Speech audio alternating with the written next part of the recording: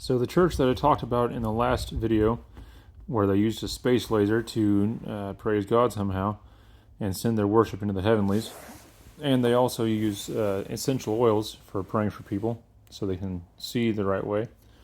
This church also has a calendar, and on this calendar it has the regular months, and it also has the months of the Hebrew calendar, including all of the feasts and major events and stuff like that.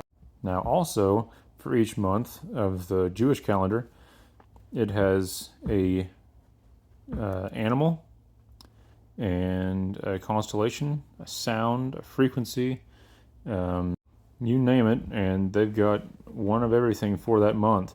And that has something to do with how you are supposed to worship that month to twist God's arm to get more out of Him. Because if we do these works with all of these animals and frequencies and colors, then somehow God will give them more than someone who doesn't do all that stuff. Now, where is this in the Bible? Well, just don't ask about that. They have personal revelations from God. Why do they need to find it in the Bible? It sounds New Age, you might say. Well, they would say that the devil stole all of the stuff from the New Age movement from the church. Like the only reason the New Age has these practices is because they got it from Christianity, all the way up to astral projecting, which is where you somehow consciously project your consciousness, your mind, somewhere else in the world and do things there without your body.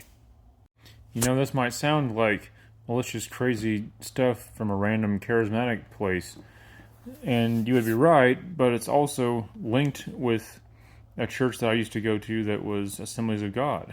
They sent their worship pastor there to get trained by these people, and they were like, oh, we're going to this church next week to get trained, and we were like, yeah, I would be careful about them, because they use a space laser to worship God with, and use random oils to pray for people with. Essential oils.